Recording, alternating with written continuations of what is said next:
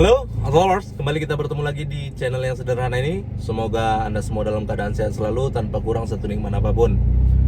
Jadi kebetulan hari ini saya ada main-main ke salah satu bengkel di Pekanbaru ini, bengkel body repair. Nama bengkelnya Bengkel Cipta Prima Mobil di Jalan Nangka Ujung. Jadi saya ada ketemu sama mobil Mirage tahun 2015 warna merah marun. Jadi mobil ini mengalami musibah kemarin. Dia hilang kendali karena menghindari sepeda motor infonya. Jadi mobil terjungkal ke dalam parit.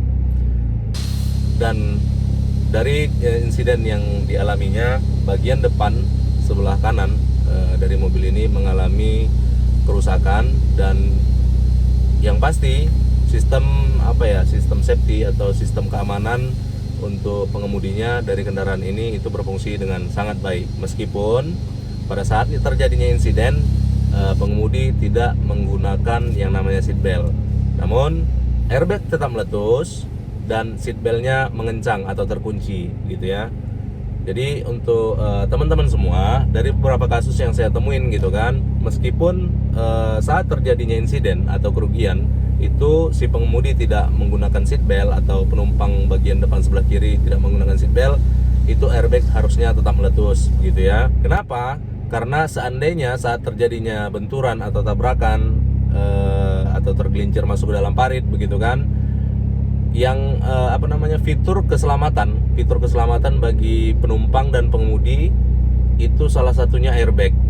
Jadi ketika kita tidak menggunakan seat belt saat terjadinya insiden tadi gitu kan, airbag tidak meletus, itu akan memperburuk, saya rasa itu akan memperburuk kondisi kita penumpang kendaraan tersebut. Kenapa?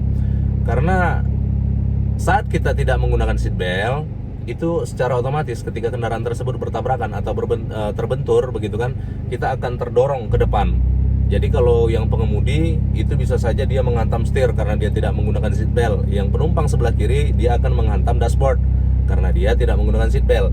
Jadi dalam kondisi yang seperti ini, apabila kita tidak menggunakan seat belt dan airbag tidak meletus, itu tentunya akan fatal untuk kita penumpang kendaraan yang mengalami kecelakaan.